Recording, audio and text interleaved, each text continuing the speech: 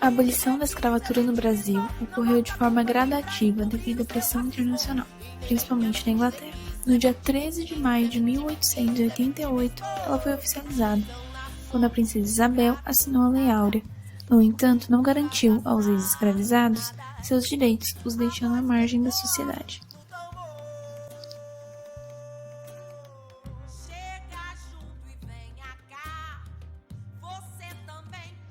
Com a libertação dos negros escravizados, a migração para as cidades foi uma das únicas alternativas, deixando a área rural onde eram explorados para a procura de melhores condições de vida.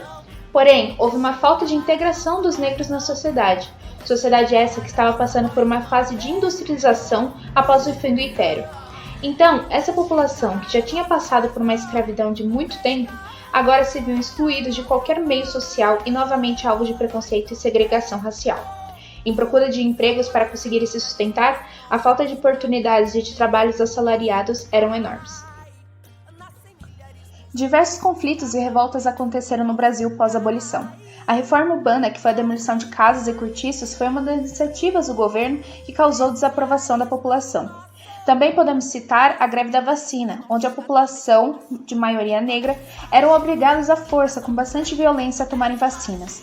O governo não se preocupava na divulgação de informações para a população, muito deles sem acesso à educação, gerando diversos protestos e revoltas. Depois dessa situação e diversas outras, assustadoras e violentas, os negros começaram a migrar para os morros esses que se tornaram favelas. A primeira favela do Brasil foi o Morro da Providência, há mais de 120 anos atrás, no Rio de Janeiro. Esse morro era ocupado por vitoriosos que chegaram da Guerra de Canudos, em 1897, e também ex-escravos. Hoje o Brasil tem mais de 700 favelas espalhadas pelo país, e muitas delas marcadas por violências e exclusão. Com isso, podemos levantar uma reflexão. Será que até hoje esses problemas de exclusão, marginalização e preconceito refletem ainda na sociedade brasileira, principalmente a população negra?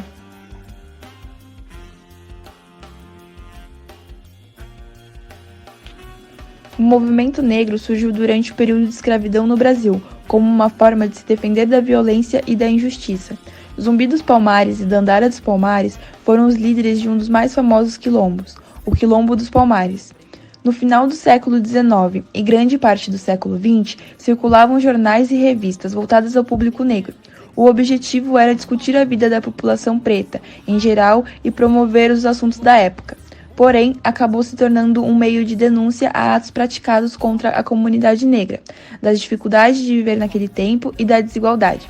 Já para o final do século XX, vários grupos foram formados e começam a fazer protestos contra toda essa desigualdade, que é a consequência de todos esses anos de escravidão. O movimento negro hoje acontece com protestos também, mas com a internet conseguimos ter muito acesso a essa denúncia por meio da arte, das músicas, dos filmes e das séries. Conseguimos ter muito mais consciência do que é racismo, segregação racial e miscigenação.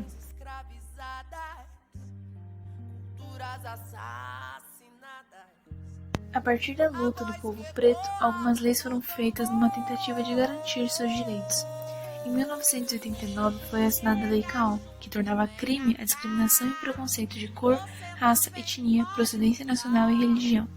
Foi escrita por Carlos Alberto Caó de Oliveira. Ele foi jornalista, advogado, militante do movimento negro e ex-deputado. No começo dos anos 2000, algumas faculdades já estavam aderindo ao sistema de cotas, mas foi no ano de 2012 que se tornou obrigatório. A lei de cotas garante que metade das vagas para os cotistas sejam para os estudantes de escola pública com renda familiar de até um salário mínimo e meio por pessoa.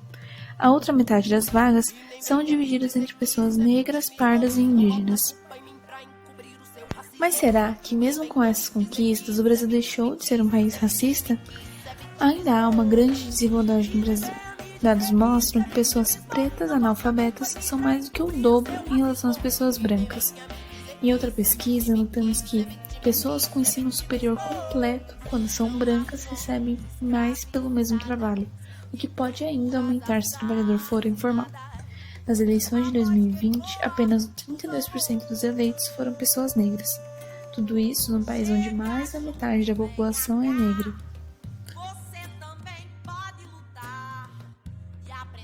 respeitar, porque o povo preto veio para revolucionar.